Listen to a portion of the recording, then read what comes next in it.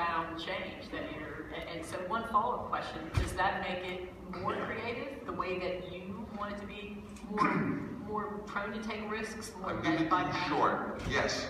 Okay. I am a big optimist. I look forward to the future continuing to be the extraordinary, wonderful place that we live in. With all the difficulties, we can't read any period of history, and probably including the 70 years of Pax Romana when the Emperor Augustus reigned and there was peace. But you read any period of history, it is just as messed up and worse than it is now.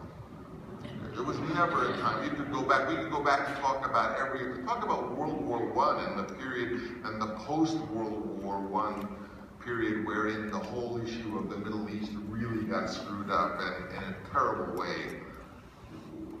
England in those days, I won't go on and on about this, but I'm interested in the Middle East because so much has come to focus there. But England made a deal with the French that was secret, giving their ally in World War I, France, domain over much of the Middle East, Syria in particular.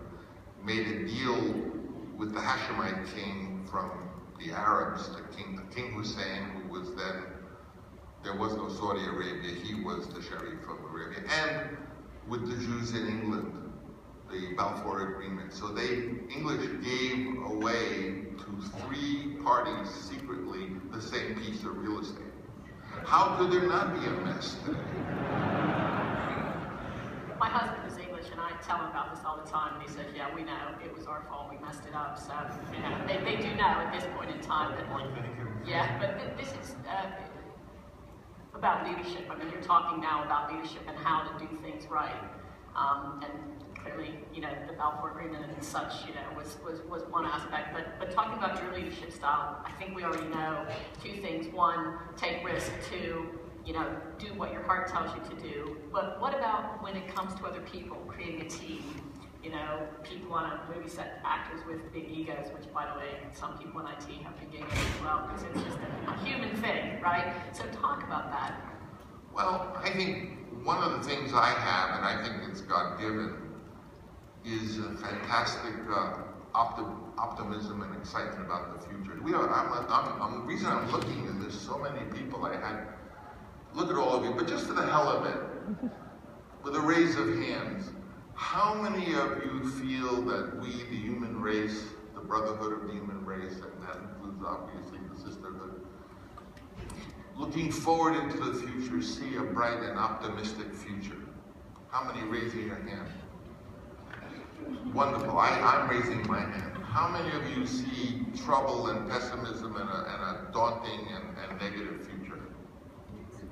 Well, that's the answer. That's the answer, is that in our hearts, we feel that, even with the problems that we have to work out, the human race is, and the creation, the earth, the little animals, everything is on a track that I think is positive and that I'm excited about. And so leadership, I think, fundamentally is leading people to that, leading with all your resources and with the art of collaboration and of the most profound activity of all for human beings, which I think is learning, to lead us towards this.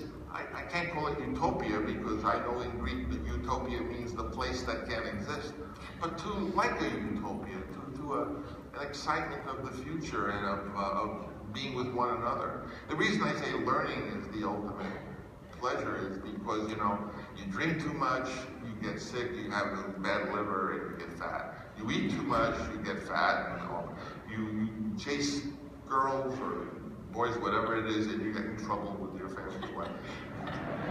The only thing I know that you can do all you want of and benefit from with no negative is to learn. Maybe music, you can hear all the music you want, and it's good for you and it has no bad. So music and learning to me. So at my age now, I've just become more of a reader. I love to collaborate with people. I love to talk to students. One of the greatest ways to learn is to talk to young people because they want to know what you know, but you get as much learning out of it as they do. So that's kind of how I approach my life, and how I don't think of myself so much as a leader, but movie director is kind of like a ringmaster, because it's a collaborative art. You have a photographer who's doing fabulous, your actors are doing the hard part. So, leadership is really being a collaborator with a collaborator with a direction, and the direction we all in this room have the same direction. It's towards a positive, harmonious future. I think all the tough problems of today really, we could talk about it, and you could bring up the naughtiest ones, and there are some tough ones, but ultimately there are solutions. The human being is ingenious, and there's always another way, another approach, and that's what I think of leadership, is leading to the light, not to the dark.